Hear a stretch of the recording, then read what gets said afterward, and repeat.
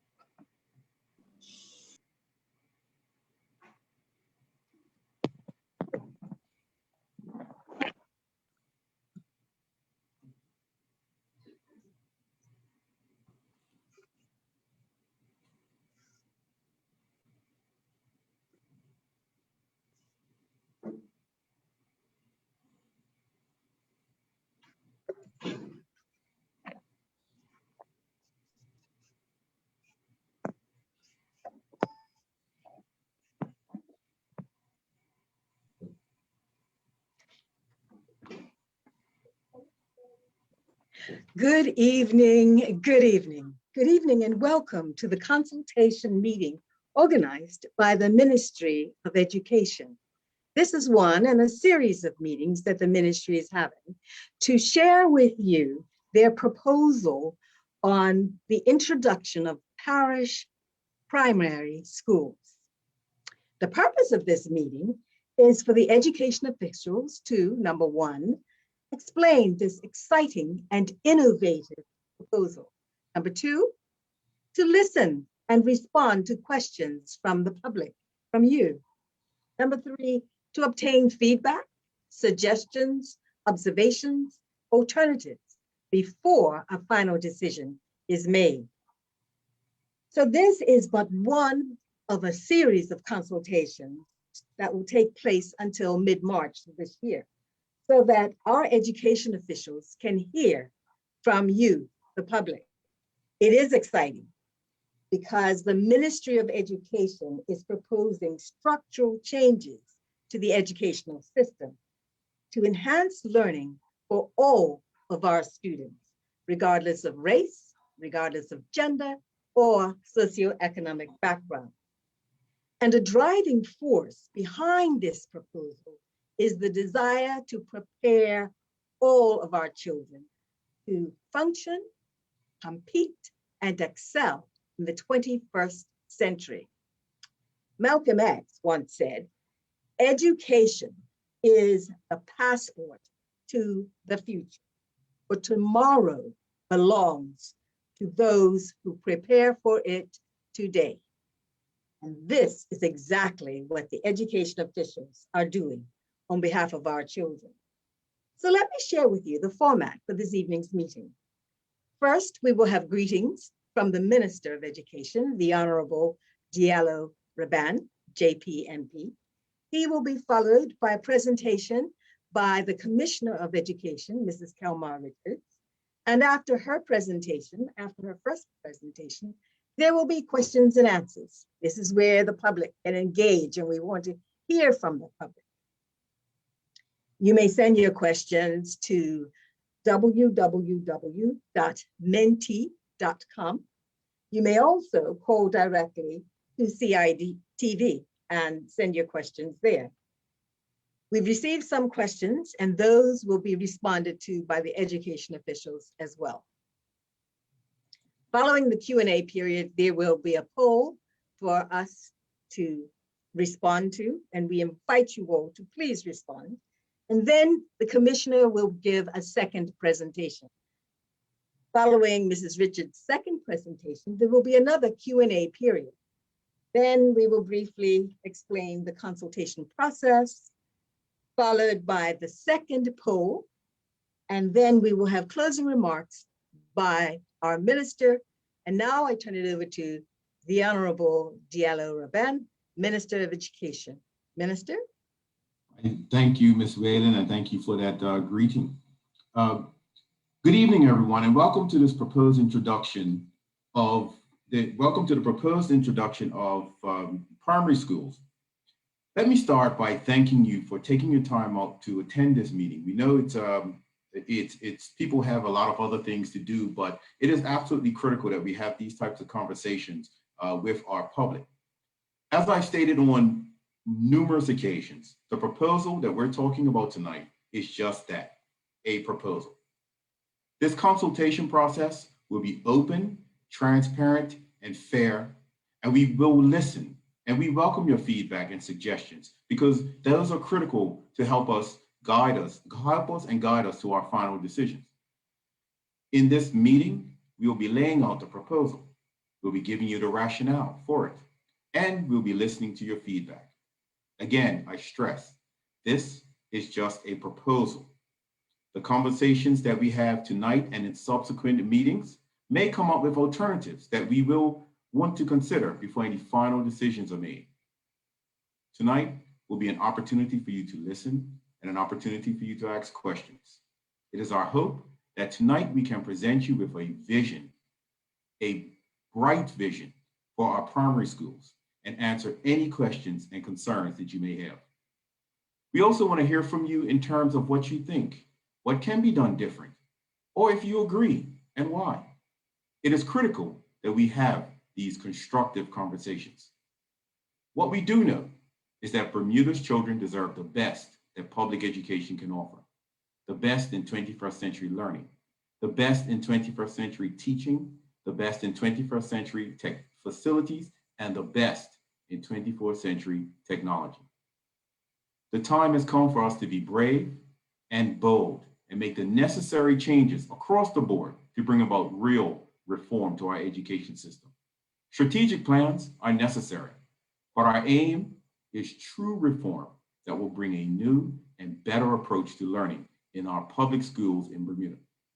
It is critical for all of us to have open minds and look at the proposed changes through a lens not heavily influenced by what we may fondly remember when we were in school. When we were in school and when we attended school so many years ago. Today's students are unique to today's environment.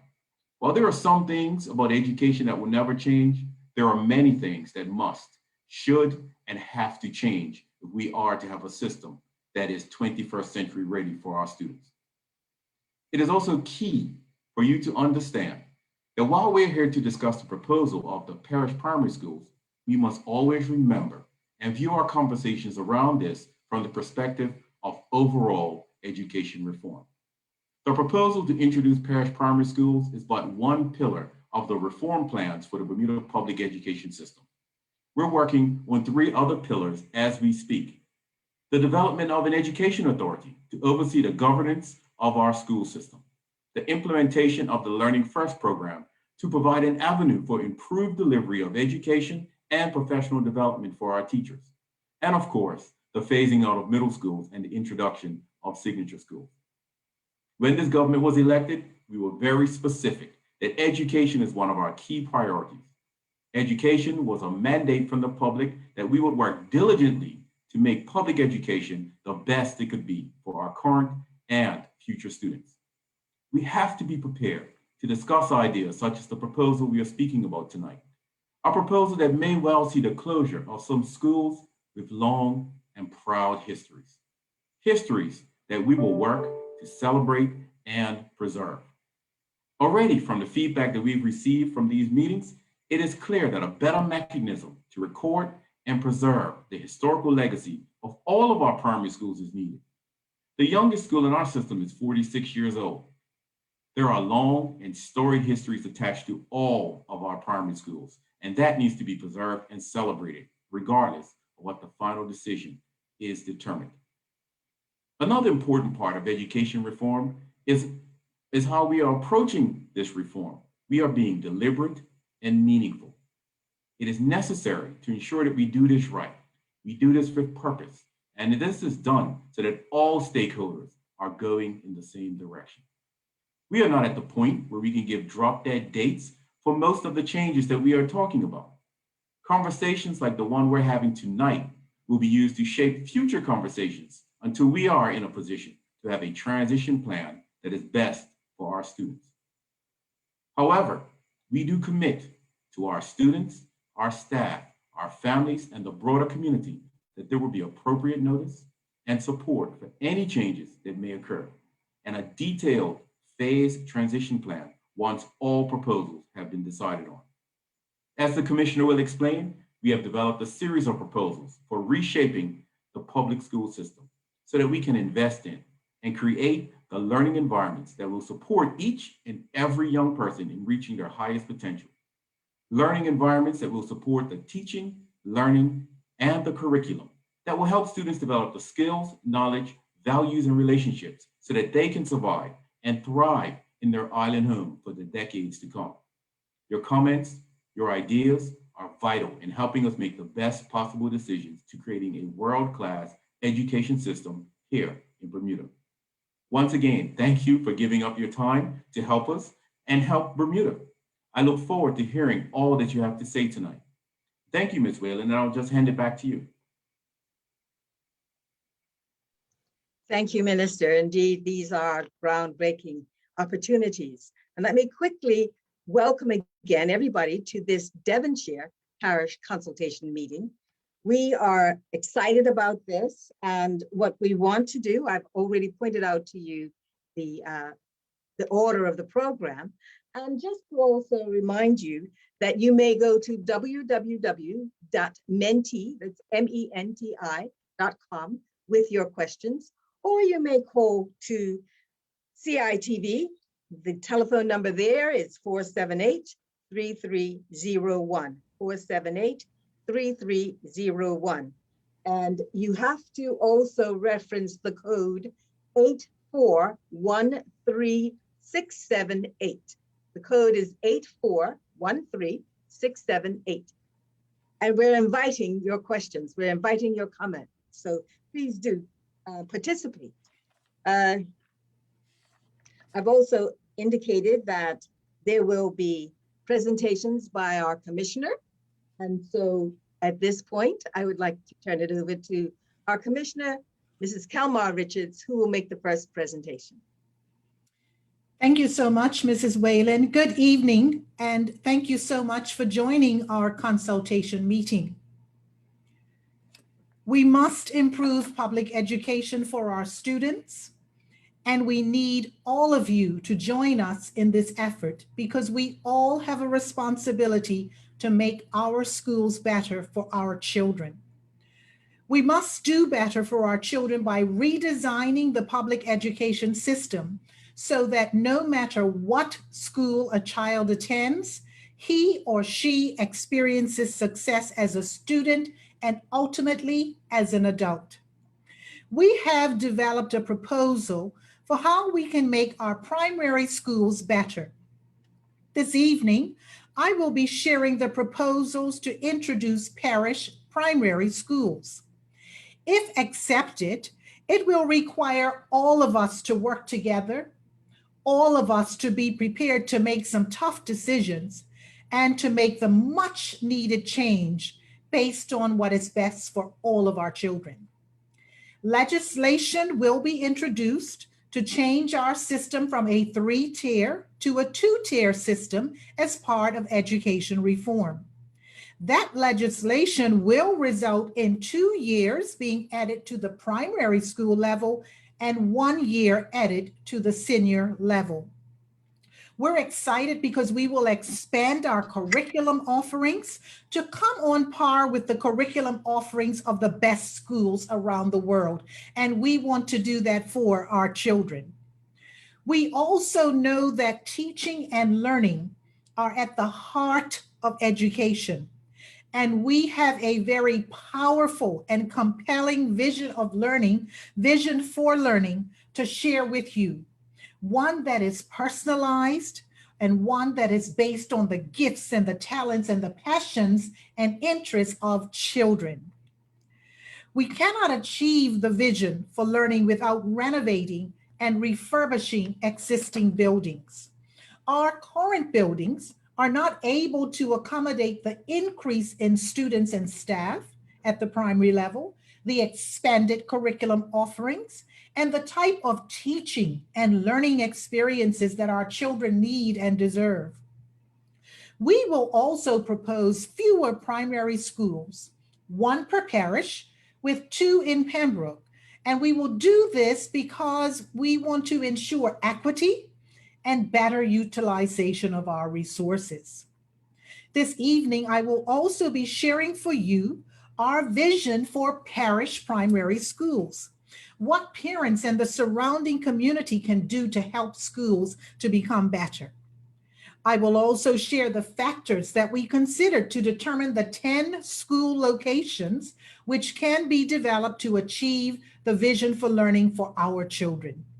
I'm just so excited about what the proposed changes would bring for education for our children and how these changes can have a positive impact on their future and future generations. Our children deserve the best that we can give to them, and we have to come together to make our schools the best for our children.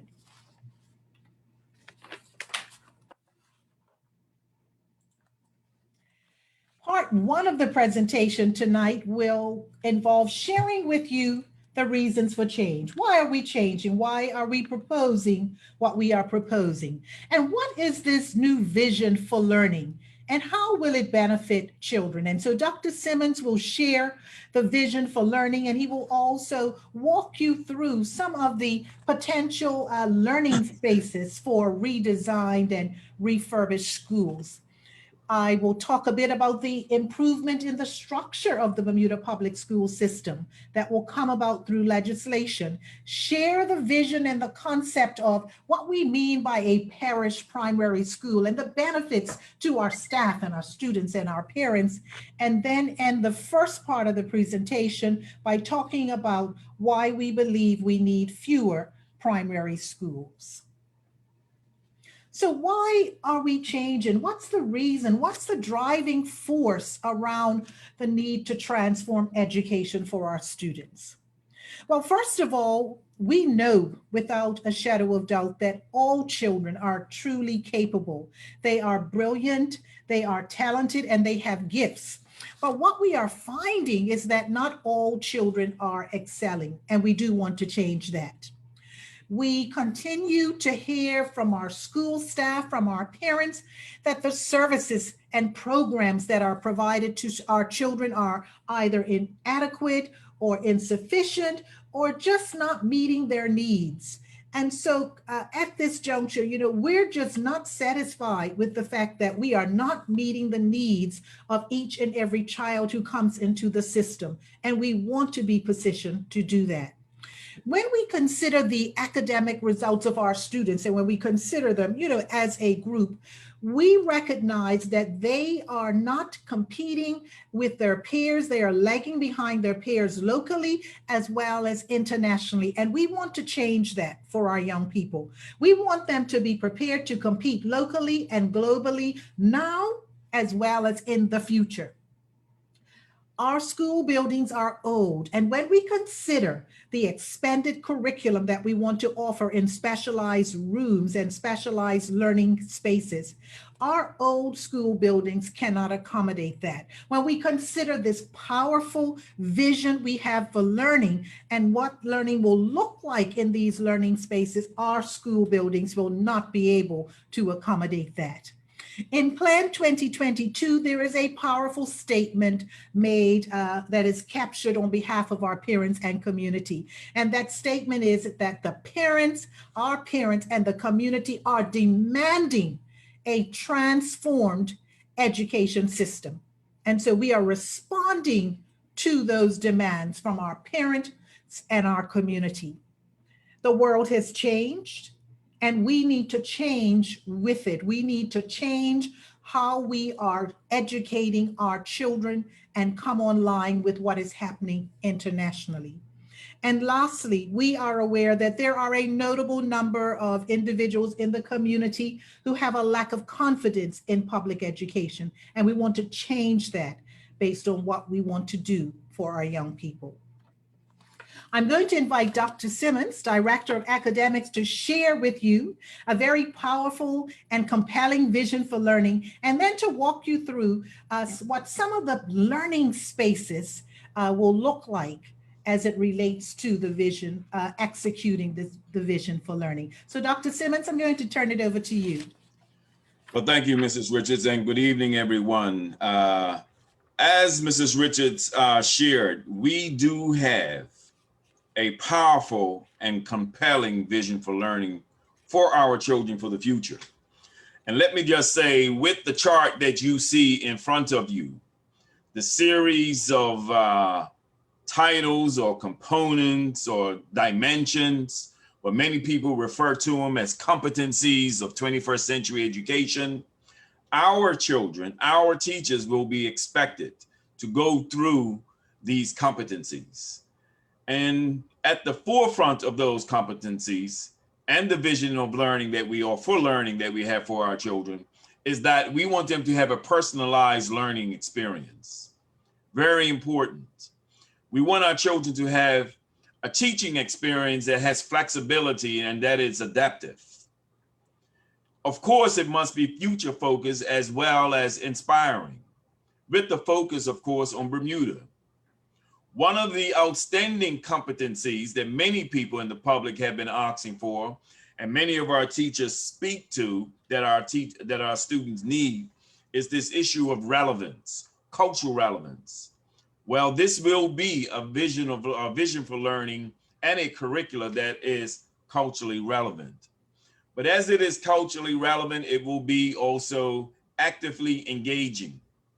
And we are confident and comfortable that the teaching and learning experience will pull out and draw out for our children, not just an entrepreneurial opportunity that focuses on consumerism, but also moves them toward ownership.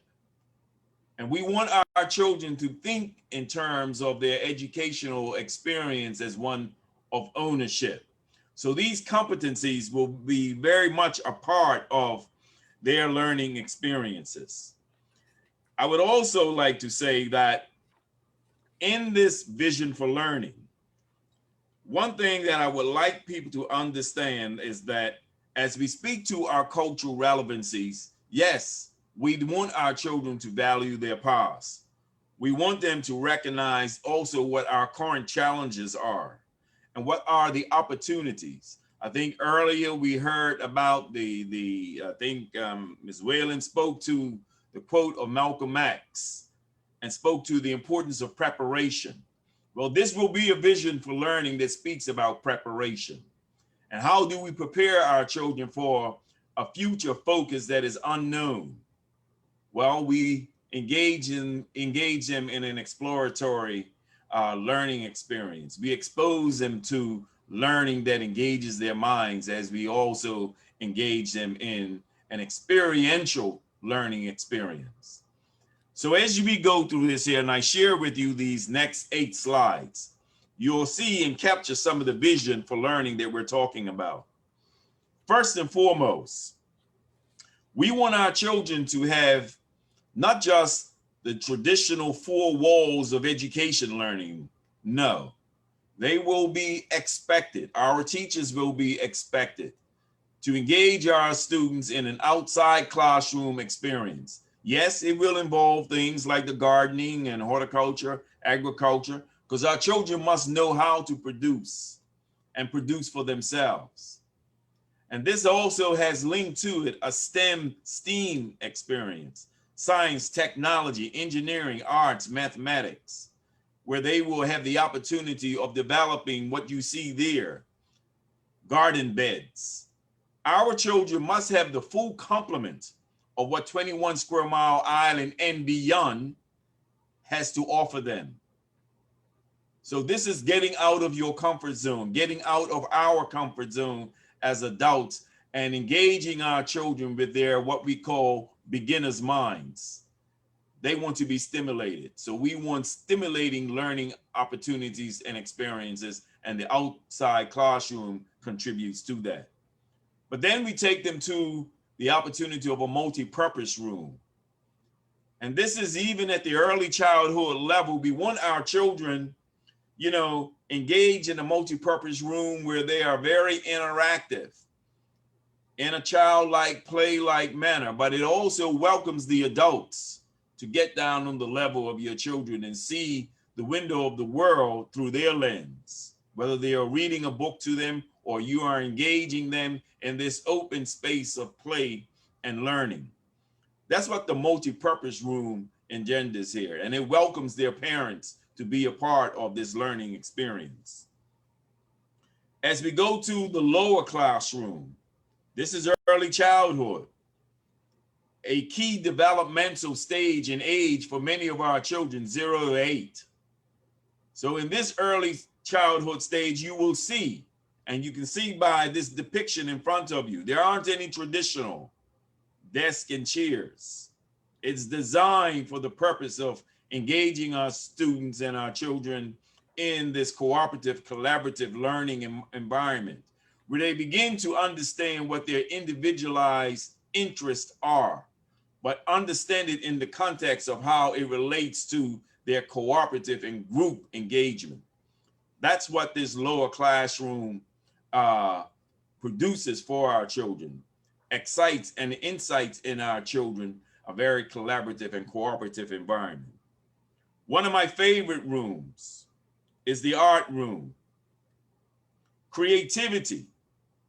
Creativity is one of those 21st century competencies in any education system of the 21st century. And the illustrative arts is very much a part of that. Even if you are not a confident and prominent artist in your illustrative art, but all of our children have some art in them.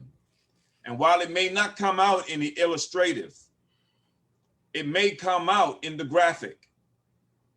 This is a room where our children would have the opportunity to engage their creative minds in an illustrative way, whether it's drawing with a pencil and pen or crayons, or using mobile devices to design certain artifacts. That's what this art room shall create. And so we want our teachers to be interactive with our children in this type of learning space and environment. As we go to the upper primary level and we talk about the expression for our children in the amphitheater, and while it's not just for our upper primary level, it's for all children. But that is at the primary school level that we want our children beginning to understand performance, the importance of articulating, speaking, talking about what you do well. We want Bermudian children to have a sense of confidence about what they do. And environment does play a role in helping and assisting children with their confidence, with the adults who bring it out in them as strong coaches, as they are also seen as teachers. That's what we want. And this amphitheater is more than just a display of their artifacts. It's a display of their performance excellence. And that's how we must look at this here as we engage our children in this particular learning environment. But as they go to the upper primary classroom, which comes next, as you see, this is not a sit-down classroom for teachers. This is a very interactive, cooperative learning environment where now we begin to see the evidence of how much that individual interest is coming to the forefront and how that learning environment and the teacher pulls it out of that child, he or she, you know, the interest that they bring to a classroom. This is a cooperative, engaging environment. And you'll hear that language spoken often about it being cooperative and collaborative. But we want a strong individual that comes out of this here, understanding the values that we impart to them for their educational experience, and that they know the importance of education in their day-to-day lives. A favorite room, the 3D studio. Some may call this the fabrication laboratory or the lab. But this is very much a maker's room, a production room, We want our children to produce something. And when we talk about the evidence of what they have produced and we have assessed it, well, you'll hear something about project-based learning. When they create something, what is the value of it? Can they speak to you in terms of the mechanics of it, the engineering behind it, the science of it, the mathematics that went into creating it? Well, that's what a 3D studio entails. So they will be expected to make something, to produce something. All of our children must have a learning experience where they can say, this is what I produced. And if it's in the 3D studio or in the outdoor classroom, every Bermudian student, every Bermudian child will have the experience of having produced something. And then, of course, it's the outdoor recreational space. This isn't the recreational space that many of us grew up in. Although our children will have multi-purpose types of gymnasiums, but it's this outdoor space that engages our children in a very developmental, constructive type of outdoor engagement that is beyond just the recreational. This too is a learning environment. This isn't just a recess space. This is a learning space. And as we observe our children in the adventures of play, what are we taking in about their left brain, right brain learning experiences? And how do we transfer that to their vision for learning and excellence as we help to get them to shape their careers? So we're very excited and very confident about this vision for learning, given what the Bermudian public have been speaking about, because we didn't just flip a coin and said, this is what is. This comes out of already Bermudian people's statements. So in this vision for learning, I will end this by saying, we want our children to know and love Bermuda. We want them to believe in Bermuda and understand what matters to our country. But most important, we want our children to be proud to be Bermudians and understand Bermuda and their place in relation to the rest of the world. So we welcome your comments, your statements, your questions following the duration of this presentation. Thank you.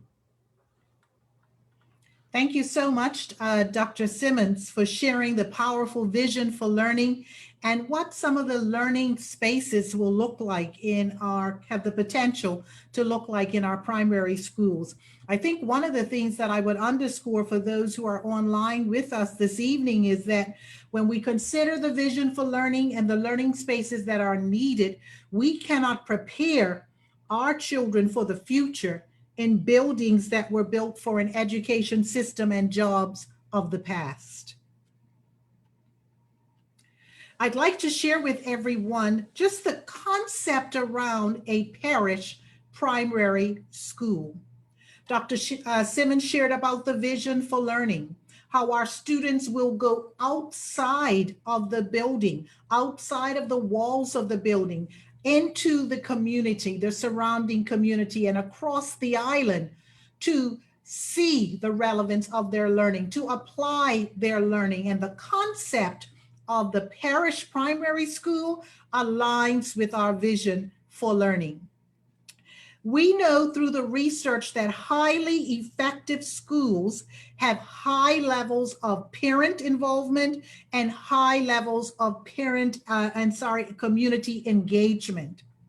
There is a growing body of research that makes it very clear that support from beyond the school gates is an essential part of preparing learners for the 21st century.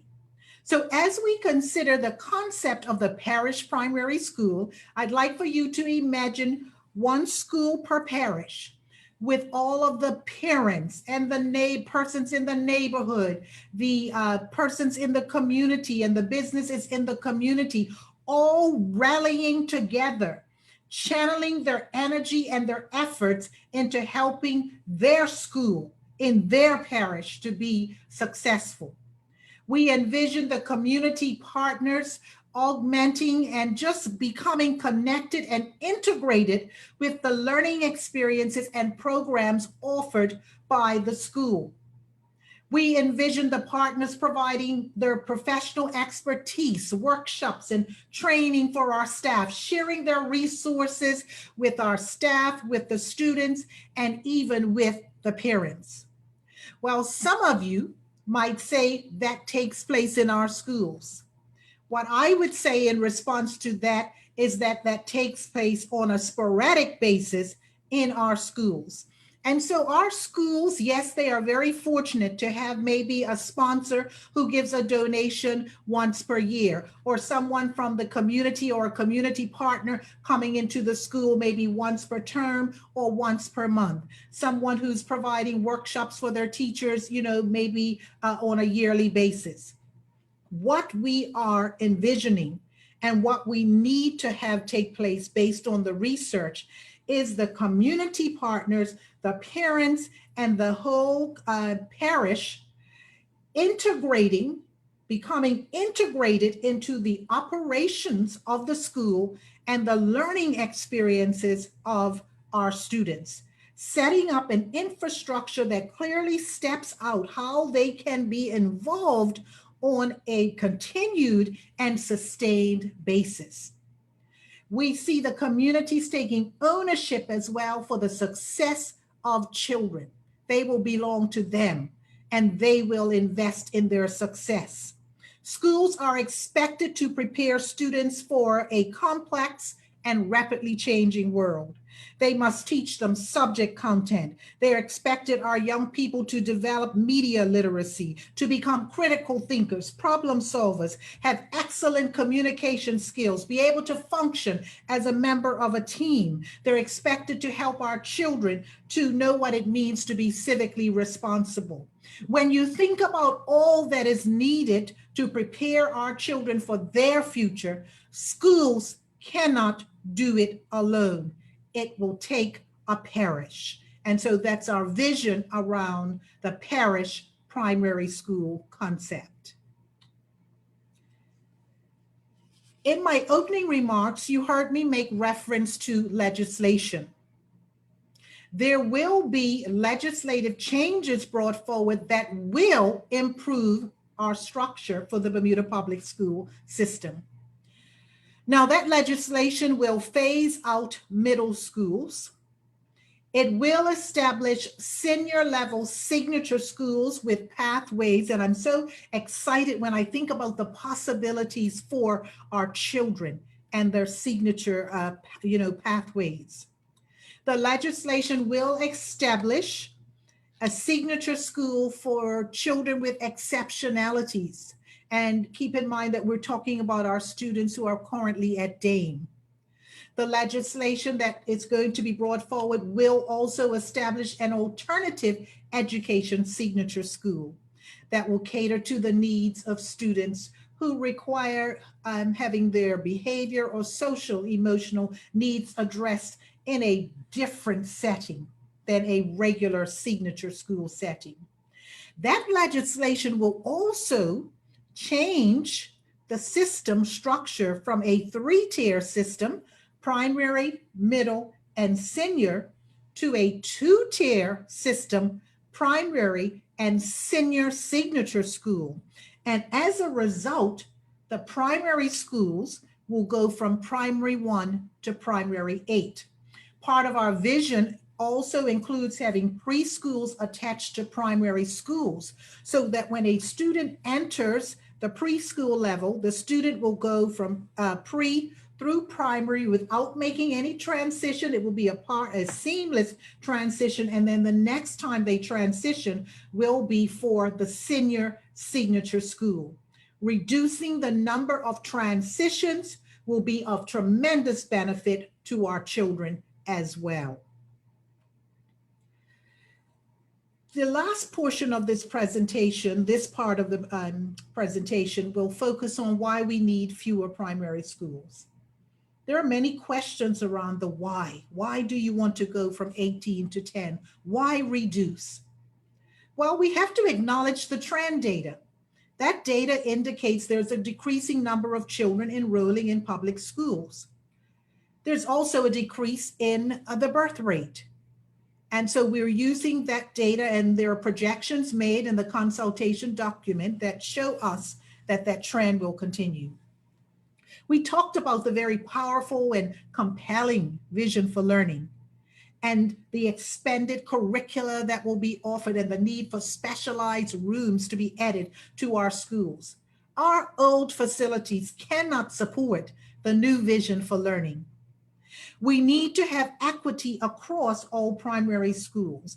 If we reduce the number, we will be able to take our resources and use them, deploy them based on the demographics for each school.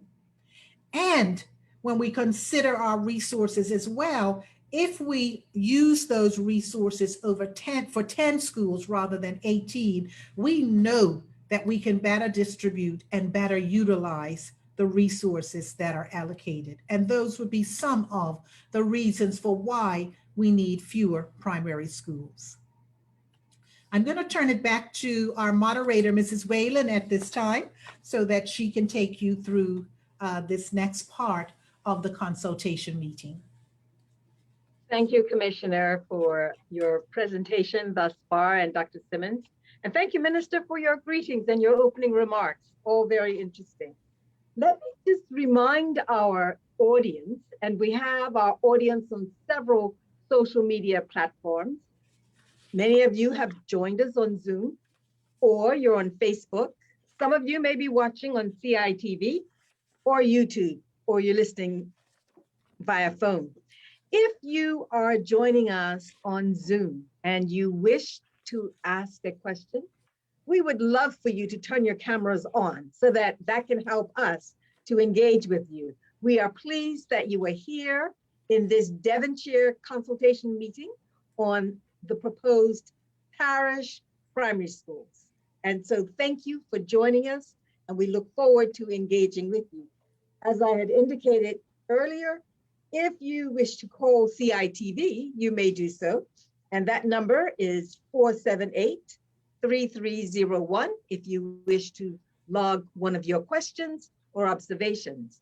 And if you wish to put your questions or observations or comments on Menti, that's www.menti.com, please also go to the code, and the code is 8413678. So we are looking forward to your questions, and we definitely, that's the whole purpose of our consultation, is to hear from you. We have a few questions that came in earlier today through the registration. And so, Commissioner, I believe that perhaps you might wish to answer this question. If not, you will delegate as you see fit. And so let me just refer to that question now.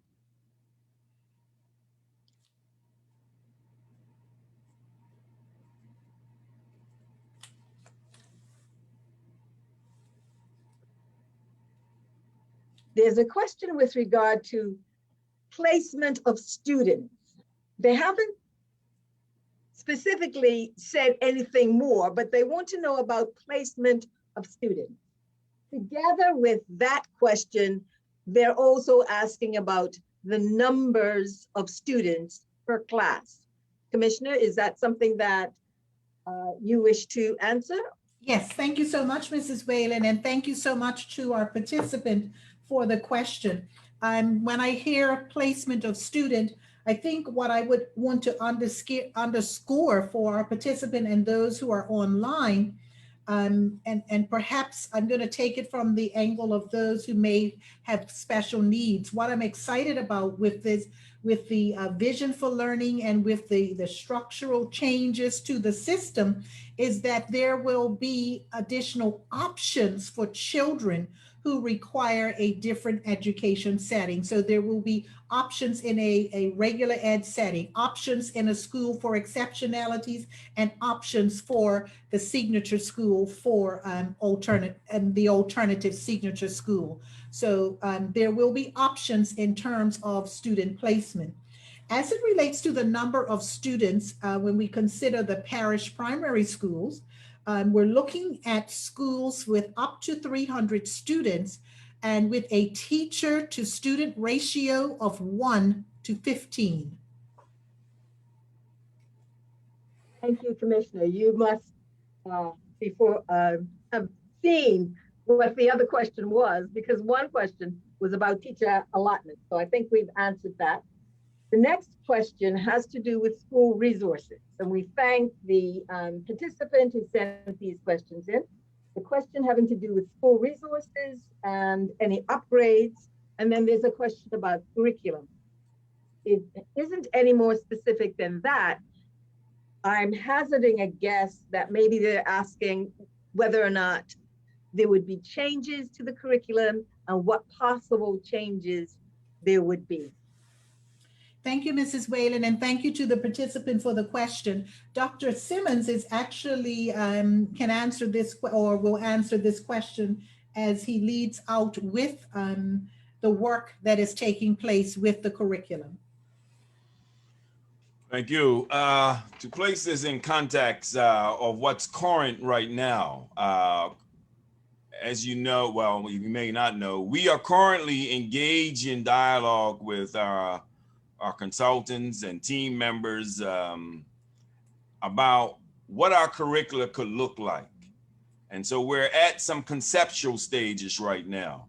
And I know the general public has a fixation on what we currently deliver in terms of core curricula with Cambridge. We're not fixated on Cambridge solely. Again, when you think in terms of the vision for learning that we just shared, you will notice with those competencies that we outline, it somewhat sets up a framework of a lot of concepts and themes. And if you have an idea of what a thematic curriculum looks like, we may take, for example, a thematic theme of mathematics of we're going to chart a soccer pitch, a football pitch. You use that as an example. And using the soccer pitch as the theme, with it comes a whole lot of mathematical principles. And a teacher may be expected to deliver a lesson on geometry using that theme. So when we talk about what the curriculum will look like, right now we are engaged in some ideas, some ideation of what curricula could look like. And when I said it will have cultural relevance, of course, it will speak to the evidence of our children's cultural experiences in their day-to-day coexistence. And so conceptually, it can take on many forms, this particular curriculum, and it will involve and engage the participatory contributions of not just teachers in the classroom, but persons who will be invited in and, as we put it out there, invited to share their perspectives of what curricula for our children could be in different subject matter. Thank you, Dr. Simmons. There's also a comment with respect to school resources and upgrades. Do you wish to comment on that? Well, yeah, again, when you think in terms of in some of the framework that the commissioner laid out, and again, I go back to those competencies. We cannot enter into any new vision for learning without providing the adequate and proper resources. I think it was clearly articulated in terms of, technology plays a role in our 21st century education. And with it also means, if you're talking about resources in textbooks, yes, to some degree, but not textbooks solely. Not textbooks solely. What will be a teacher's depth of knowledge of his or her content? And where can we support that teacher in providing the adequate resources to engage our children's minds? And keep in mind, we said this isn't just teaching and learning and a vision for learning of the traditional four walls. How do we maximize the full complement of what Bermudian environment has to offer our children? Will they have a fully engaged science experience at Trunk Island? That should be something of an experience for all of our children. Will they have an engaging experience of the Blue Halo? That should be an experience for all of our children living here in Bermuda. So for them to have that experience and this vision for learning, we must and will provide the adequate resources to engage our children and advance their learning experiences. Thank you, Dr. Simmons. Thank you very much, Mrs. Richards, for your responses to the questions that have been posed thus far. There is another question. I believe the minister referenced it earlier, but let's thank the participant for the question. And it has to do with the rationale for certain aspects of the proposal and the timeline for this process. Minister, are you there? I see the minister. Minister, did you hear me? Do I need to, should I repeat for you, sir? Please repeat the question. I think I understand it, but please repeat it just so I'm sure. Okay. The participant has asked about the rationale for certain aspects of the proposal, and they are wanting to know about the timeline for the process. Thank you, Ms. Whalen, Heather Whalen. As I talked about in my opening comments, that is a question that we do get quite often during these, this being probably our 9th or 10th session. And people want to know the timelines, and I understand that because they want to be able to plan. They want to be able to see when this is. But we're approaching this process differently than how we've approached processes in the past. Whereas we're not coming out and saying, here are dates, and then we're trying to squeeze everything into that date. We have to have a system that is designed by Bermudians for Bermudians, and we have to give our system the time to develop into what it needs to be. When we answer the questions we're talking about tonight, which will lead into how we address further questions as we go along, we'll get to a point where we're able to say, okay, now let's look at what the overall transition plan will look like to go from where we are now to where we want to be.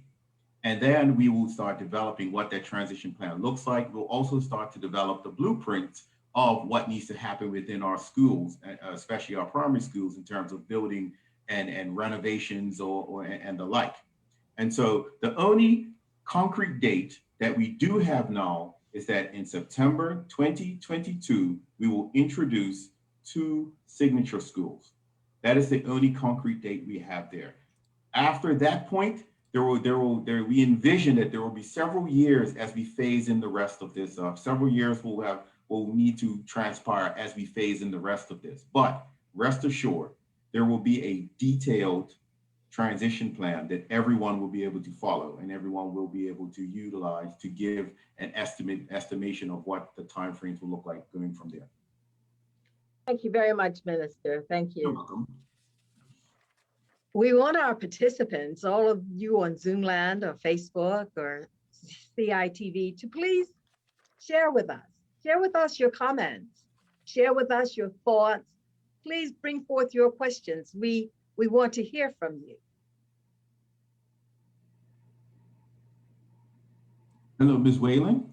Yes, Minister. I was wondering, of course, being the techno guy, I've got all these screens up, so I'm looking at Facebook, I'm looking at YouTube, and I'm looking at the Zoom at the same time. Okay. I see there's a question that has come in Facebook, in YouTube, and the question is, and I'd like to answer it, why is there a decrease in public schooling?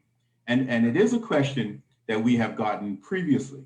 And what I do want to point out is the data that we have by our statisticians, and that's not out of our office, shows that Bermuda's birth rate has been declining since the 70s. And so we are producing less and less children. In fact, when you look at public school back in the mid 80s, we almost had about double the number of students we have now. Now, some persons also take that to mean that there's a flight to private school. So I saw this question and I wanted to quote some data. In 2010 to 2019, the enrollment in public school dropped by 16%. Between 2010 and 2019, the enrollment in private schools dropped by 12%. So there isn't a flight to private school as some people would think. There is an actual decrease in the number of children we have on island, and both private and public have seen this decrease in the last decade. Thank you, Ms. Whalen. I just wanted to clarify that. Thank you, Minister. That is most helpful. There's one other question. It has to do with school locations. The participant is asking about school locations, and they have a second question about lesson plans. So we thank the participant for those two questions. Commissioner, do you wish Mrs. to? Whalen, what are the actual questions, please? Well, one question is asking about school locations. The participant hasn't been more specific, but they're asking about school locations. And the other question is about lesson plans. And what was the question around lesson plans? I am assuming that perhaps they are asking about how lesson plans may be developed or evaluated, or whether or not the lesson plans will be the same across all schools on that particular year level. They weren't more specific than that. We thank them for the question, but it wasn't more specific than that. Well, let me thank you so much, Mrs. Whalen, and thank you to the participant. Let me start with the school locations. For the presentation part 2, I actually will be sharing about the proposed locations. Right now, what I would say, we're proposing 1 school per parish with 2 in the central parish. And during the second part of the presentation, I'm actually going to zoom down and talk about which schools have been recommended for each parish and why they were recommended. So I will share that with all of our participants. And then as it relates to lesson planning, at this juncture, we have teams who are working on pedagogy, they're working on the curriculum, they're working on a number of things as part of our Learning First program. And so as it relates to what will lesson planning look like in the future, the dialogue, the research, the conversation is taking place now, and it will involve input from educators, and it will also involve prototyping and testing as well. So I hope that helps our participant get some additional information around those two questions or topics: school locations and lesson planning. Thank you, Commissioner. Thank you. Now we have the opportunity to all persons who are online with us tonight to engage in the first poll. And I will invite our host, who has just put it up there for us. There's the poll, and I'll read it out. Do you agree with the introduction of parish primary schools with 1 primary school per parish and 2 in Pembroke? We invite you to pick one of those circles and then hit the bottom that says submit. And our data team is eagerly waiting for the responses from all of you who are online with us this evening. So do you agree with the introduction of parish primary schools with 1 primary school per parish and 2 in Pembroke? Please indicate.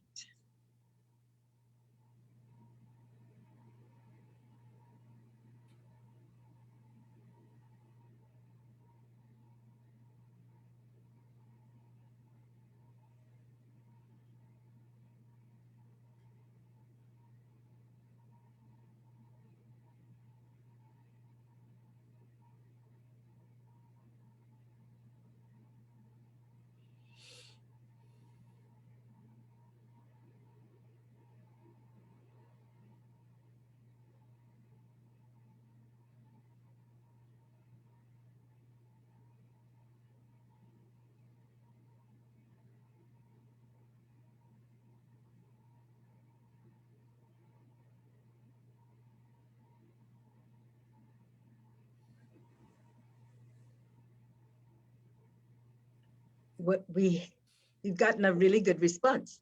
81% have agreed with one primary school per parish. 6% say no, and not 13% say they're not sure. And so perhaps those people who make up the 13% are still waiting to hear more information, which nicely leads us to the next PowerPoint presentation, Commissioner. Thank you, Mrs. Whalen. I want to share about the proposals for parish primary schools. So I'm going to drill down and share some specific information. I do want to underscore that this information is expanded in the consultation document.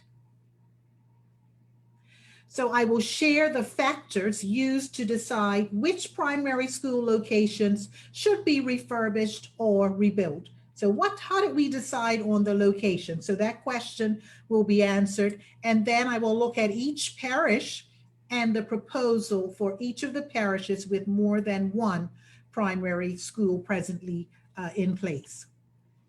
So let's start off by reminding everyone that our vision for learning and what we want for Bermuda's children, we want to ensure that the teaching and the learning and the vision can be executed in a 21st century learning facility. And so when we considered the factors, what is it that we needed to think about when we consider the locations for the parish primary schools?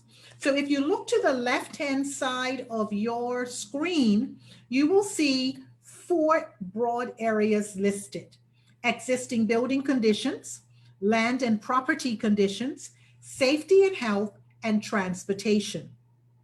So under those 4 broad areas, there were some specific study factors that were looked at across all of the 18 schools by technical officers, by technical experts. The age of the building was factored in because age can determine the condition of the building, as well as the electrical and the plumbing conditions. The boundary and zoning restrictions were also considered because that has implications for the development and expansion of a particular site. When we talk about the vision for the parish primary school, and we want to rally the parents and those in the neighborhood and the organizations in that parish, we also looked at the surrounding community services. The roads and the proximity to the main roads, and whether there was what type of access would be, we considered the access given the additional students, the additional staff. Likewise, there was consideration to how close a school was on the bus route, whether there might be potential for traffic congestion as well. And then safety and accessibility were also considered. And we used the data from the school report for those study factors. The environmental building conditions were also considered, because that would play a factor in terms of the expansion and capacity of that particular facility. And these last 2 study factors are extremely critical. Is there the potential for expansion? So you heard me talk about we need to, the proposal is to expand the curricular so that our students have more offerings at the primary level, coming on par with what schools around the world offer. That's going to require purpose-built, specialized classrooms for the delivery of instruction for those curricula. And so also, and then with the additional P7 and P8 being added on, the ability to, the expansion capacity is going to be very important. As it relates to the greenfield size, this is important as well, because after expansion takes place, is there the potential to have sufficient green space for recreational play for preschool, lower primary, upper primary, and a rigorous outdoors sports program? So these were the study factors that were used when we considered proposed school locations for the parish primary schools. So after the study factors were applied across all 18 schools and the scores were tallied, we're proposing 10 redesigned, refurbished, or we're proposing 1 newly built and 1 newly built parish primary school, 1 primary school per parish with 2 in Pembroke Parish, and we're proposing to continue with enrollment by zone. So currently we have our 18 schools spread across our parishes.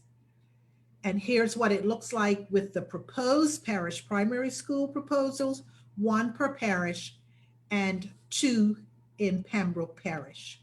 So I'm going to work my way through the parishes and we'll do it by zone.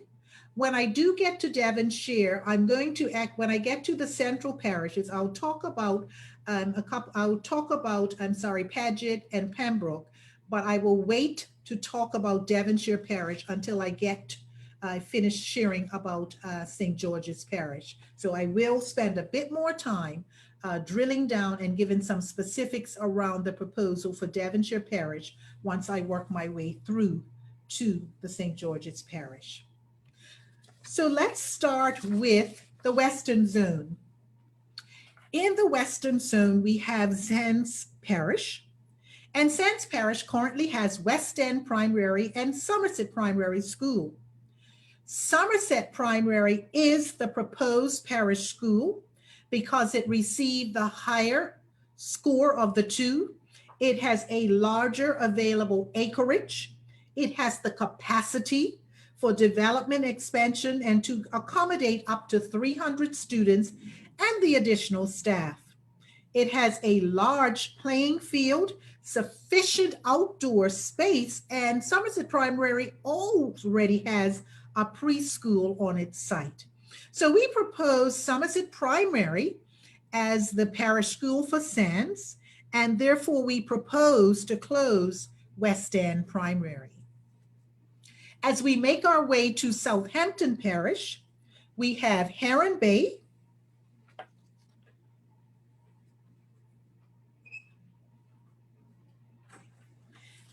as we make our way to the Southampton Parish, we have Heron Bay Primary, Port Royal Primary, and Delton E. Tucker. Now, Delton E. Tucker is the recommended parish primary school. It received the highest score out of the 3 school locations, and it outscored the other 2 primary school sites for land and property. It has the acreage for development, and it has the capacity for expansion to accommodate that vision for learning that we shared with you. And the Southampton preschool is adjacent to Delton E. Tucker. So we propose Delton E. Tucker as the primary school for Southampton, and we therefore propose to close Port Royal and Heron Bay Primary. Purvis is the only school in its parish, and so we will look to develop Purvis as a parish primary school. So let's move to the Central Zone, and we will start with Paget. In Paget, we have Paget Primary and we have Gilbert Institute. Paget Primary is the recommended parish primary school. Paget Primary scored almost double the weighted scores for land and property and conditions than Gilbert Institute. And for those of you who know the Paget Primary area and site, you will know that it has an extensive acreage behind the school that will allow for expansion and development. So therefore, we propose Paget Primary as the parish school for Paget, and we therefore propose to close Gilbert Institute. When we make our way over to Pembroke Parish, we are proposing 2 primary schools for Pembroke Parish. Victor Scott Victor Scott Primary and West Pembroke Primary are recommended as parish primary schools because they receive the highest scores. Both schools have acreage. Both schools have land potential for expansion. And Victor Scott already accommodates a preschool, and West Pembroke has the potential for a preschool. Northlands has land boundary restrictions and limited potential for expansion.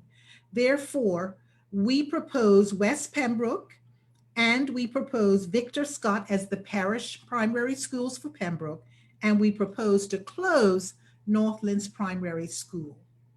As stated, I will come back to Devonshire and we'll talk more specifically about the proposal for Devonshire Parish. So when we move to the Eastern Zone, Francis Patton and Harrington Son are the only schools in their parish, their respective parishes, and we would propose to develop them as parish primary schools. And so we move to St. George's Parish.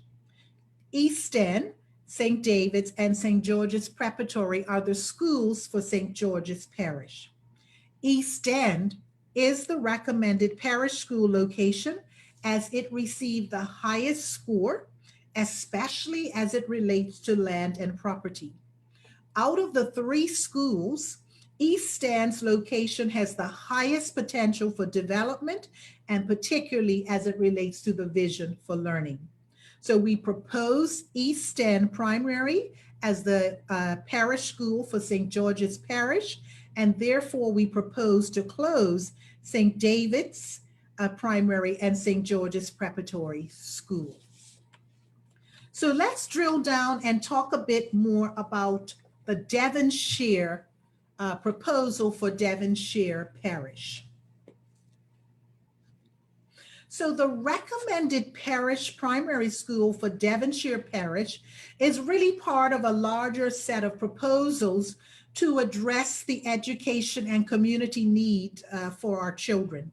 There's a need for an exceptionality signature school. There's a need for an alternative education signature school. So when we consider Devonshire Parish, we are proposing to construct a newly built primary school that can also accommodate a preschool. We are proposing to introduce an exceptionality signature school on the site of Prospect Primary, and we are proposing to introduce an alternative education signature school on the site of Elliott Primary. So we are looking at proposing a newly built parish primary school for Devonshire Parish. We're proposing to build it on the site of the K. Margaret Carter Center on Roberts Avenue. We also propose to introduce an exceptionality signature school on the site of Prospect Primary. We propose to repurpose Prospect so that it can become a signature school for exceptionalities for the children who attend Dame Marjorie Bean Hope Academy. And we always refer to it as Dame. We would also propose for that site to serve as the new location for the K. Margaret Carter Center, which is a government center that provides support and training for adults from 18 to over 50 years of age and who have learning and physical disabilities. We recognize that Bermuda does need a 21st century facility that's purpose-built to provide special ed programs and services to exceptional children, but we also need to consider those exceptional children when they become adults. Additionally, we want you to be aware that Dame's building is quite old. It has many problems, and it's just not large enough to really accommodate the students that it currently has, and it doesn't have the space really to accommodate the expanded programs and services that are needed. So we need an expanded space to provide the continuing education for students at Dame while they're students there and when they become adults. So therefore, we're proposing that Prospect become the site for the signature school for exceptionalities. And I do want to share that, the parents of Dame have indicated that, they're recommending the continuum of services and therapy for their children. We also want to share that Prospect Primary is located near Dame and the K. Margaret Carter Center. and that the site, prospect site, it's important for the signature schools for exceptionality to be centrally located, because many of the children who attend DAME have health needs and medical needs, and so it's important for the school to be located near the hospital. So we are proposing that Prospect is repurposed as a signature school for students with exceptionalities. And then we would like to introduce an alternative education signature school. So we propose to close Elliott Primary and repurpose it as the alternative education signature school to service children with social, emotional, and behavioral difficulties, children from across the island, and to also serve children who might just want a different and alternative education experience. And so we are proposing a single site that's centrally located that would be for children from across Bermuda, and that it would again be centrally located for accessibility, and that it would have expanded programs and services to offer our children. And we know it's very much needed. So in summary, we propose to construct a newly built primary school that can accommodate a preschool. We propose to introduce an exceptionality signature school on the site of Prospect Primary. We propose an alternative education signature school on the site of Elliott Primary. Therefore, we propose to close Prospect Primary and Elliott Primary schools. Before we move to the questions component of the second part of the presentation, I do want to underscore some things as it relates to the sites that and the locations that are being proposed for the parish primary schools. The facilities can be expanded and developed to accommodate the new vision. That is so critical. That was a critical study factor. Those sites and locations have the potential to accommodate up to 300 students plus the additional staff, and to also have a preschool on site. And with the expansion and development, still have lots of green space for recreational areas for students, as well as a robust outdoor sports program. So Mrs. Whalen, I'm going to turn it back to you so that you can take any comments or questions from our participants. Thank you very much, Commissioner. And you have explained the rationale with respect to how certain schools have been chosen or identified at least. And that was one of the questions, so we don't have to dwell on that. I can say to the participant, thank you for the question, and further details on the recommended, how the ministry has gone about deciding which parish primary school is being recommended. Those details can be found on page 41 onwards of the consultation document. And also, with respect to Devonshire, the consultation document speaks more extensively, and they can look in pages 49 to 51. We have, Commissioner and Dr. Simmons, some other questions, and let me go to those questions now. There's a question, someone has posted a question on Menti. Thank you very much for this question.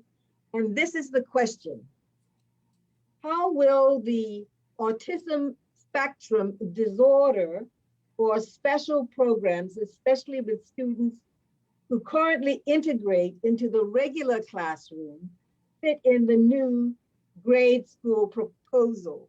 So that's a nice segue, because you were talking about the Dame Marjorie Bean School. Thank you for the question. We appreciate it. As it relates to our ASD students who are currently in our primary schools, when we consider the vision for moving forward, we have, and I think I shared earlier, the more options that are available. So we would have the option of students being at a parish primary school. And when we consider the signature school for exceptionalities, and we would be looking at an age range that would start at lower primary and go right through up into, you know, our older students. So there's an option there. And then there's also the signature school, the alternative education signature school, which would be for students, again, from lower primary right through as well. And so there are options that will be available. And let me also say that as we determine, you know, what the schools will offer in terms of our ASD students, we will definitely use the current research, but we're going to create opportunities to hear from educators, to hear from parents as well, because we're going to, you know, co-create and bring our, you know, just bring our minds together with the research to determine what are the best options for all children, including ASD students. I hope that helped answer our participants' question. Thank you, Commissioner. And that's a nice May I segue. add something to what the commissioner has spoken to there? Because it's very Certainly, Dr. Simmons, certainly. Because to add to what the commissioner has spoken to, when we talk about that personalized learning, if there's any group, and like we said, all of our children will experience a personalized learning experience, but certainly for ASD students, their education warrants a personalized learning experience, because not one ASD student is the same. So when we talk about that personalized learning factored into it, IEPs and all of that, individualized education plans, well, there's a personalized learning plan that captures and speaks to, you know, some of those things Commissioner spoke to that will warrant all of the partners to help to shape what is in the best interest of that child's learning. And of course, that child will tell you too. Thank you, Dr. Simmons, for expanding on that. I'm sure that that is most important to parents and teachers of students who fall into that category of ASD. And that's a nice segue to the next question that's been posted on Menti. And the next question is this: will there be a consultation similar to this one to engage our local special education community?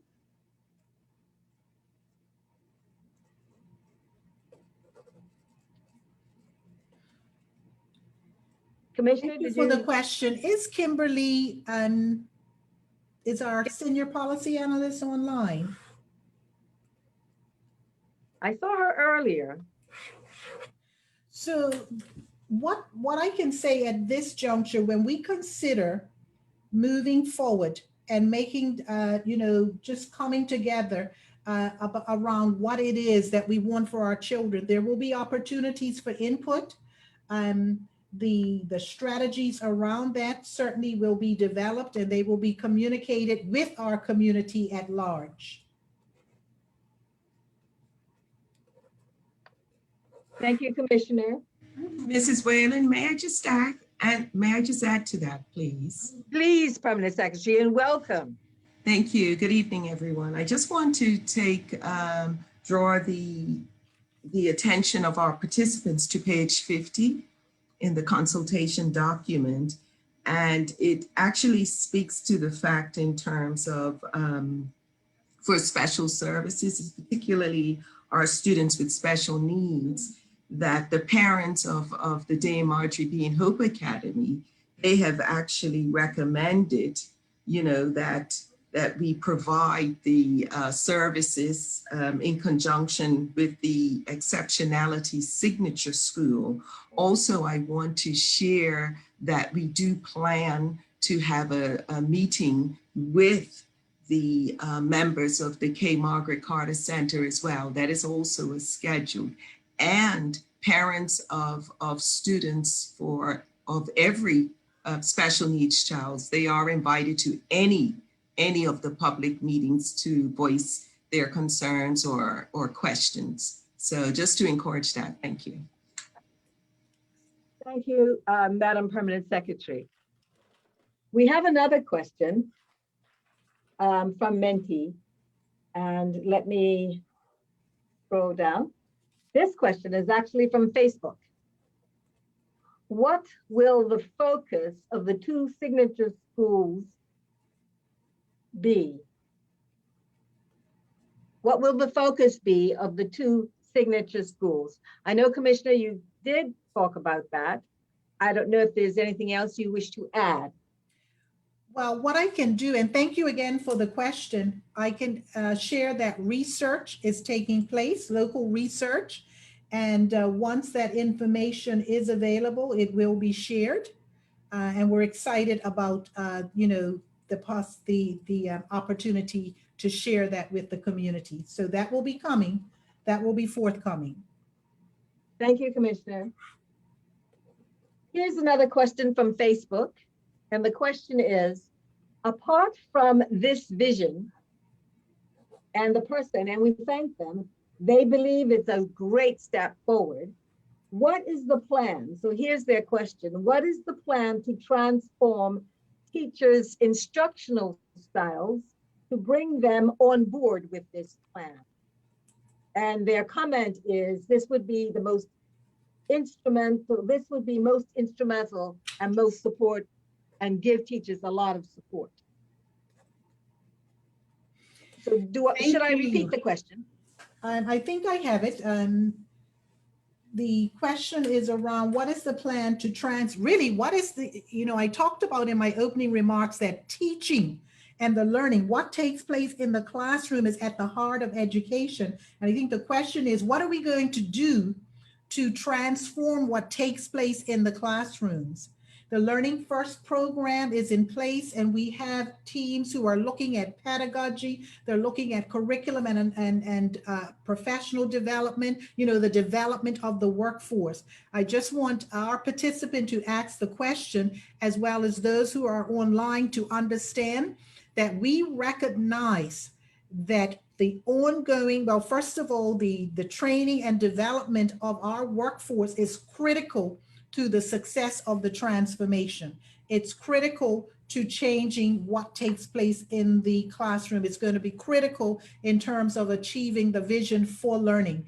And so I just want to reassure everyone that there is, that program has started in terms of development, that plans are in place too, and will be developed even further to sustain a professional learning, professional development program for our educators. So we can't, we can't just, get them ready for the transformed and this new vision of learning. Once we are executing, we have to ensure that it is ongoing, that it is sustained, and that the momentum continues. So thank you so much for that question. Thank you, Commissioner. We have another question, and this question was posted on Facebook as well. And the question is, where can the data, the statistics of the SCORE report be found? They're asking where they can find the data of the SCORE report. Now, I believe the SCORE report can be accessed on the ministry website, www.moed.bm.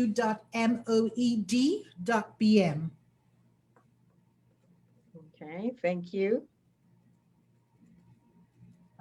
There's a question from the Menti platform. Will the children be relocated during the proposed upgrades to the schools? The person, and we thank the participant for this question, the person is wondering if these upgrades will affect the flow of the school year. I'm going to allow our minister to respond, because that's one of our, what we call our transition questions. As I articulated in the opening statement, and it is a question we get it's one of the questions we get most often, and the simple answer to that at this point is no, because once we get to the point where we've made the decisions on the direction that the schooling is going, we then have to come up with a transition plan, and it's very, very obvious to us that one of the reasons why we're approaching this in such a manner is because we know while we're transforming our education system, we have to continue teaching our children. We have to continue providing education. And so we have these two things going along parallel that at some point will join in the future. And so that is why it is absolutely critical for us to have a transition plan on how it would look on getting from where we are now to where we need to be. And so that transition plan also has to take into account what is best for our children, what is best for our system, because we cannot cause any disruption to their, we cannot cause as little disruption as possible to their learning scheme.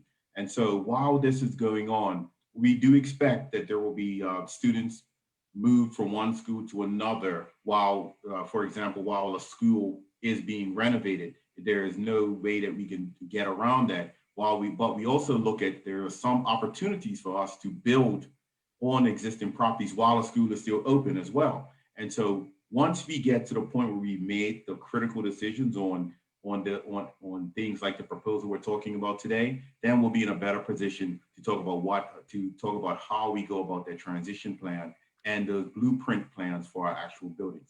So at this point, it's a question that cannot be answered per se, but it is something that we have in our minds in how we move forward. And just before I end on that, Ms. Whalen, there is someone in the Zoom with their hand up. It's a William Grant has had their hand up for quite a bit. And so I just wanted to, I don't know if you saw that on your screen. I just wanted to point that out. Thank you, Minister. Thank you very much. The data team did make me aware. Sorry, I accidentally muted myself. Thank you, Minister. The data team did make me aware, and we are at this point, if that person would like to indicate what their question is, we would be happy to hear them. Please. Oh, good evening. I just unmuted myself. My name is Deshae Grant. I'm here with my husband, William Grant. As a parent of a child that goes to Elliott School, first, let me say thank you for this.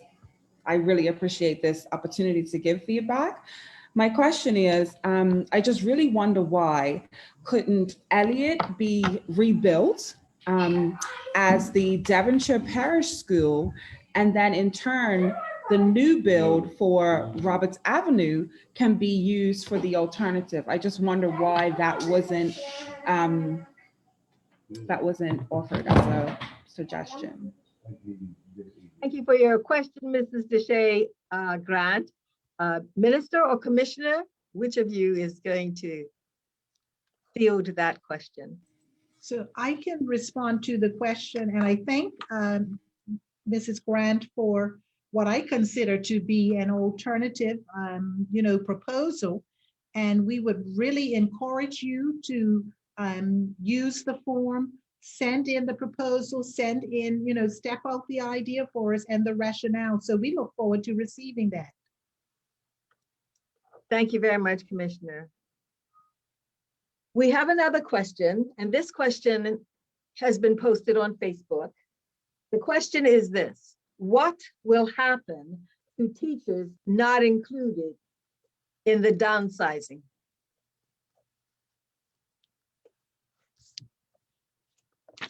Mrs. Whalen, thank you so much for raising that, because I had intended to make some statements around the proposed changes, and I wanted everyone to understand we recognize that this is a very sensitive matter as it relates to the impact of the changes on students and parents, because some students would have to transfer to other schools. Some of them may have to, to travel far, a bit further. And so they would have to make some adjustments. As it relates to staff, what we wanted to just underscore is that staff roles are going to look differently. And, with the new vision for learning, there's also going to be an opportunity for new roles. So that's exciting for staff. But as it relates to what will happen with teachers/staff, we want to, at this point, just reassure everyone that the government and ministry is committed to undertaking a very fair, a very transparent process on how to best staff schools within the proposed new structure. And there will be opportunities for persons to give some input and, to share their views on what that process might have. So I hope that helps our participants. Thank you, Commissioner. Here's another question. Will the Department of Education consider closing schools at the end of this school year if registration is extremely low? That will be a question for the minister. Yes, thank you, Commissioner. The short answer to that question is there is no intention to close any schools this upcoming school year. Thank you very much, Minister.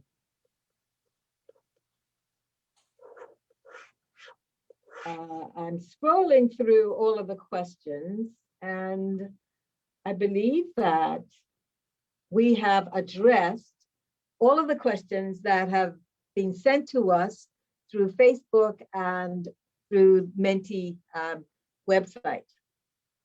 And so once again, I want to thank all of the participants who have shared their thoughts and who have also posed their questions. Those of you who have not, but you have burning questions that you want to ask, please do go on to www.menti.com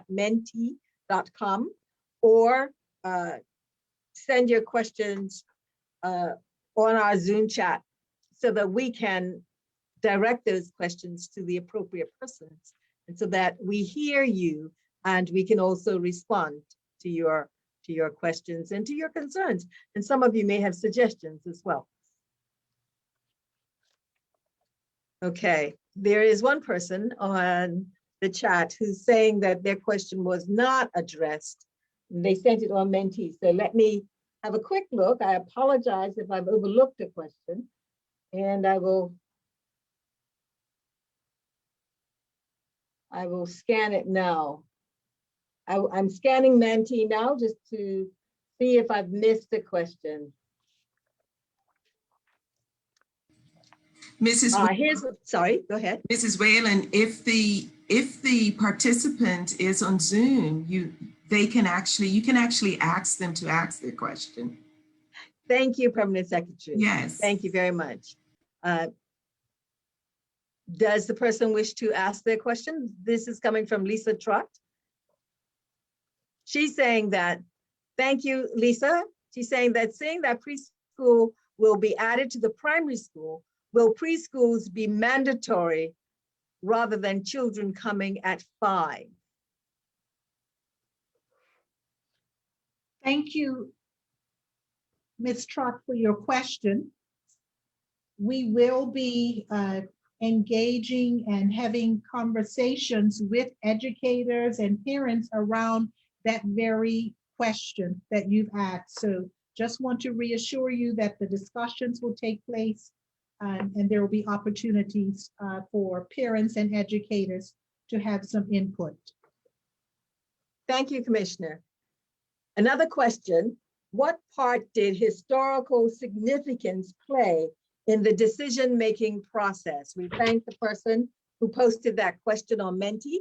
And let me repeat that question very quickly. What part did historical significance play in the decision-making process? Mrs. Whalen, I want to thank the participant for the question, and I would just go back to the study factors that we used. And so historical significance was not one of the study factors. We considered the vision for learning. We considered what would be necessary to execute that vision for our children. And we used study factors that were aligned with the vision for learning. And I think that is stepped out in the consultation document. And if the data team can just give a page reference around that, I think that will be helpful as well. And Ms. Whalen, Ms. Richards, if you don't mind me adding to that, we are very cognizant of the historical narratives around all of our primary schools, and we've pledged to put things in place to capture that historical narrative. What we have done is looked at our school buildings and selected the school buildings that are best, that we feel that are best to be redeveloped into 21st century learning institutions. Because we may have selected new buildings doesn't preclude us from doing things like renaming schools as necessary, naming classrooms or rooms within schools after significant educators. It doesn't preclude us taking the historical narratives of these schools, recording them, and ensuring that they are enshrined for all to see as we move forward. There are many of our historic schools in Bermuda that have changed locations on numerous occasions. That has not diminished the historical value that they bring. The clearest example that I have is the Berkeley Institute has been in 3 or 4 different locations during its term as an institution in Bermuda. That has not diminished the impact and the historical narrative around the Berkeley Institute whatsoever.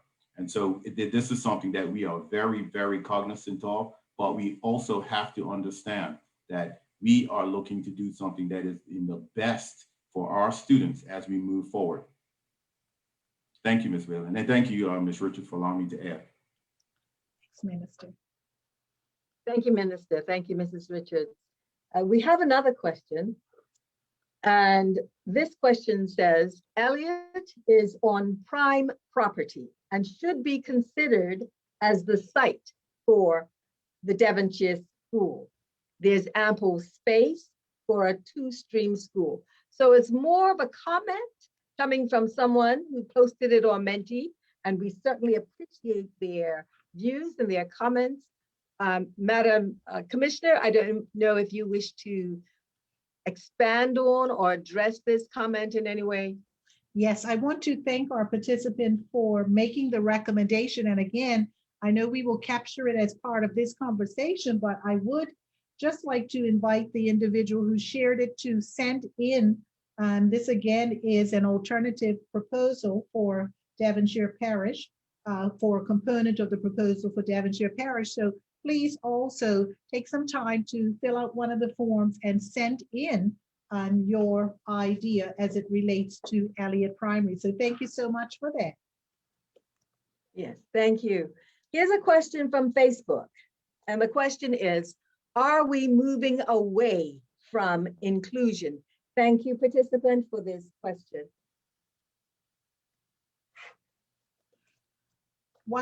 Thank you again to the participant for the question. Are we moving away from inclusion? What we are moving towards is recognizing that every child, whether a child has any learning challenges or not, has exceptionalities, that every child has to have his or her needs met, and that we have a responsibility to do that. We're moving towards a vision that is continues to be inclusive, but which is expanded to accommodate the interests and the needs and the gifts and the passions and the interests of children. So we're going to even take things even further. So this is about looking at our children. Yes, there are children who bring special needs, but looking at what all children need and doing a better job of ensuring we meet those needs, doing a better job of setting those children up for success while they're in school, but also we're talking about wanting just a better quality of life overall for our children. And as our permanent secretary would say, and for the generations that are to come. That's what we're looking to do. So we're moving towards a vision that definitely continues to be inclusive, but personalized to better meet the needs of our children. Thank you. Thank you very much, Commissioner. Well, we're getting more questions. So thank you to all of our participants. We have another question from the Menti website. And that question, will the school day or school academic calendar change? Will there be extended days or will it be year-round? Thank you for the question, Madam Commissioner. I'm excited to answer, and thank you for the question. Yes. So when we consider the vision going forward, and again, we're proposing, things that will benefit our children. So in terms of the school day, we envision a school day that is expanded. We envision opportunities for students to participate in very exciting and stimulating before school programs. We look at an academic day, the day that is actually executing the vision for learning that was shared. And then we foresee the day being extended where students are engaged in first class after school programs that are designed to tap into their talents, their interests, their strengths. So that's in terms of the school day. As it relates to the school calendar, again, we will, we've had some just brief discussions around that, but as we continue to look at and continue to determine what is best for children, and we continue to create opportunities for input from our community and from parents, that is a matter that will be addressed as well, whether the actual calendar will change, whether the school year will be longer, whether it be year round, etc. So there are some exciting possibilities for our young people. Indeed, there are. And I can tell by your enthusiasm, Commissioner, that you and your team, Yes. being led by the Permanent Secretary, you're looking at every avenue. So we thank you for that. Here's a question, and it harkens back to something else that was said with respect to historical significance. This question comes from the Mentee Post, and thank you so much for this question. With historical significance, will the history of these schools be included in the social studies curriculum to ensure that the history lives on? Is that a question for you, Dr. Liu? Dr. Simmons is offline at the moment. Okay. He stepped off at the moment, and the minister I would like to defer to the minister. Okay, thank you.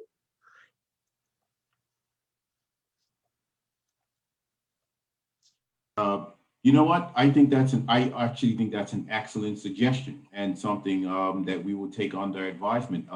Again, as the commissioner has pointed out, these suggestions. This is why we're asking people to send them in by the proposal form, because then we can accurately Yes.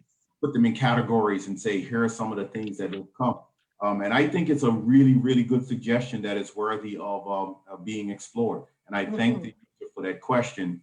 And in the chat, if they are online, everybody, I know we have the links to the various forms and stuff, and just pass that on for persons so they can go and enter that in, and we will definitely take that under advisement for sure. I think it's a great idea.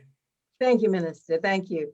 And yes, to all of our viewers on whatever platform you are on, please go to the ministry's website, to the Parish Primary School Consultation. There are different forms there.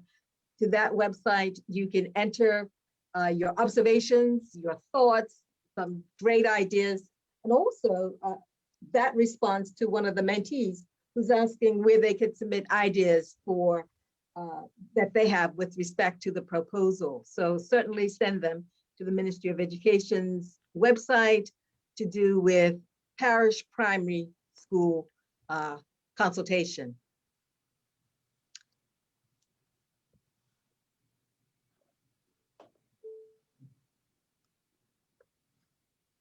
If I may ask a question, Mrs. Whalen. Yes, please do. Please do, What? Mrs. Hartley. What are we looking at if we don't make this change? Oh, I think that's a question for the minister and the commissioner. Yes, thank you so much, Mrs. Hartley, because as we consider what we've proposed and what we want for Bermuda's children, we want better. We have to improve what we're doing for our children. We're not satisfied with the outcomes. And so if we don't make the change, I want us to all reflect on this. If we're not prepared to make the change, to engage in education reform, to transform, to redesign, then we're not going to be addressing the long-standing national issues that have impacted the children. Our children are not going to get the high quality educational experience they deserve to prepare them for their futures. And really, if we don't make the change, it's really, I just think it's a price that's too high to pay, too high a price for our children to pay if we don't make the change. Thank you, Commissioner. And I'd like to remind our participants that although some of your questions may not have been asked on this during this forum, during this virtual forum, please know that when you submit your questions, either through Menti or through Facebook, please know that every question will be responded to either by our permanent secretary, Madam Valerie Robinson James, or by the senior policy analyst, Kimberly McEwen. So your questions will not be ignored. So please do still send them in. And we thank all of you for all of the questions that you have posed, Yes. and the ones that we've had the opportunity to address. Madam Commissioner, is this the time for you to Our policy analyst is going to talk about how to get your feedback back in. And so about the process, consultation process, and, sharing additional feedback. And someone talked about, or asked, how do I get my suggestions in? So Senior Policy Analyst Kimberly McEwen will share a bit at this time. Thank you. Thank you very much, Mrs. Whalen, as well as Mrs. Richards. So you've been explained many, many times in terms of how to submit forms, certainly in the chat and as well as on the website. But I'd like to take this opportunity just to reiterate that we are listening, collecting, and capturing all of the responses during the consultation process, whether it's in the Zoom chat, Facebook Live, YouTube, Menti, via email at consultation@moed.bm or via the consultation response form. The minister, as well as support staff, are consistently and continuously reviewing the consultation submissions as they come in, and we will continue to do so throughout the consultation process. At the end of the consultation, which concludes on March the 12th, the minister, as well as support staff, will review each and every comment and submission question, as well as all of the alternative proposals, including those related to Elliott Primary and other schools. We will also look at the consultation submissions and the alternatives from different perspectives. So, for example, what's been submitted for a particular parish, what's been submitted for particular schools, what are parents saying, what are staff saying, et cetera. We'll also look at the responses and the submissions by theme. And this will help us to analyze it from different perspectives. So finally, I also wanted just to talk a little bit about the commitment that we have made to be transparent and to communicate the results and the outcome of the consultation process. So when the minister makes decisions and announces the decisions, he will also provide background information as well as the rationale for any decisions that are made. There have been some questions about the timeline for this process, including the decision-making process, and we absolutely expect that it will be concluded by the end of the current school year, although decisions may be made and announced before that. It really depends on the number and the complexity of the consultation submissions and how long it takes to give appropriate time to review those. So again, I wanted to thank everyone for their consultation submissions or the comments and the questions that they have made. There are many links in the chat in terms of how you can submit additional feedback or questions. And I believe also on the last slide, the consultation email address will also be up again. So thank you very much. And I'd like to turn it back to Mrs. Whalen. Thank you very much, Mrs. McEwen. Thank you. I would like to just remind everyone, those of you who've joined, that the Menti website will remain open for 24 hours. So you may have a question or two or a comment that's just bubbling beneath the surface and you want to shape and form it and formulate it. So please take your time, think about it, and then put it on the Menti website. And please know that it will be read, it will be analyzed, and you will get a response. either from the Senior Policy Analyst, Ms. McEwen, who you just heard from, or the Permanent Secretary, Mrs. Valerie Robinson James, or the Commissioner of Education, Mrs. Richards.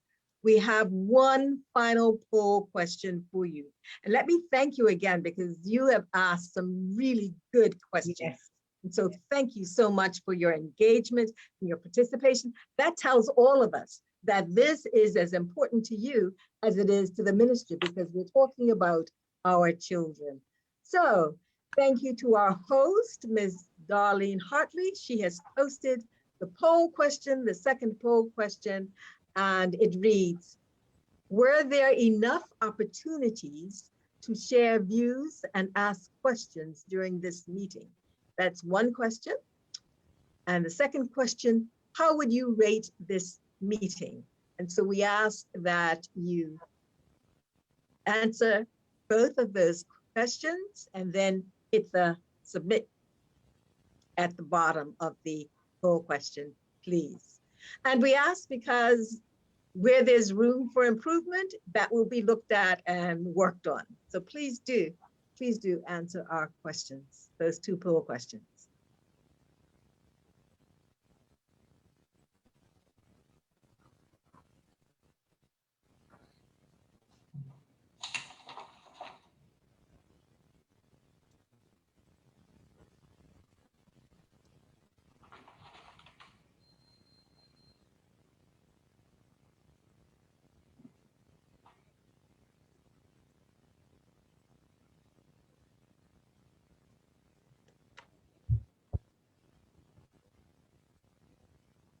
I believe we are receiving your responses. And we have the responses. The responses to the first question, that's very encouraging. 86% said yes, there were enough opportunities to share views and ask questions during the meeting. Thank you. And 14% are not sure, they're thinking about it. And that's good. That's good. Thank you. How would you rate this meeting? Excellent, good, needs improvement. And thank you for those people who say the meeting needs, this meeting needs improvement. Please suggest where and how these improvements can be made. We are open to your thoughts and your ideas, and we welcome them. And so we would appreciate hearing from you. Thank you so much for answering the poll questions. And thank you to our host for posting them. I want to say that time is almost over, but the process will continue because there are several more meetings to be had. And as our senior policy analyst indicated, these consultation meetings will continue until the middle of March. I know that there's been a lot of work that has gone on behind the scenes, even to get us to this point of having a consultation document that is based on research, that is based on statistics, and that is also inclusive of what the ministry has heard from the public, from you, the public.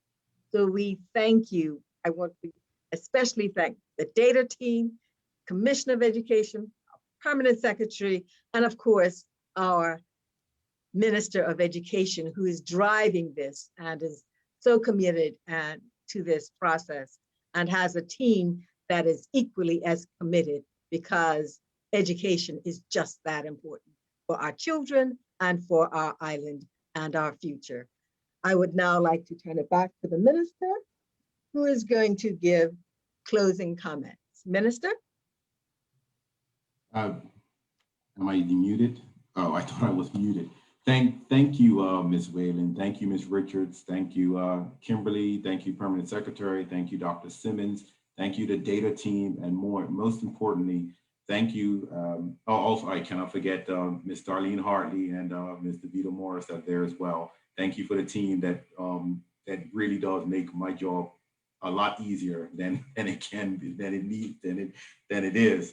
But most importantly, I want to thank the parents for being engaged, coming out, having an open and honest discussion. I think out of this meeting, some really good suggestions have come about, some really insightful questions have been asked. And I think judging from the poll results, everyone is understanding of what it is that we're trying to do, but still has some reservations here or there, and just need to know a bit more information. I'm glad that you did engage. I'm glad those persons on Facebook were very active. The persons on the MIDI board were very active, and the persons who did speak up and ask questions during the Zoom.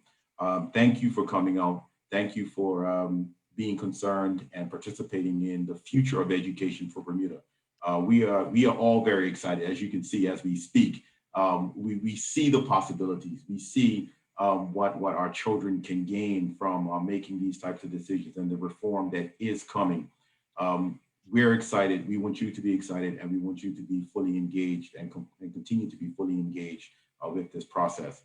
A couple of housekeeping notes. There is the consultation form. I think the links have been posted in the various mediums.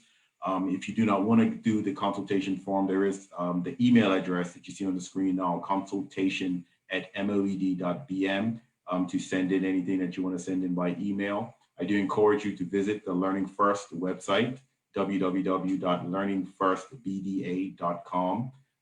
Read about what's happening with that. There were questions that talked about teacher redevelopment, what learning will look like within the classroom, how it will be different. That website will have a wealth of information about that, and give you the opportunity to sign up for the various opportunities to assist us as we move forward with our education. So with that, I just want to again just say thank everyone on the call. Thank you for coming out.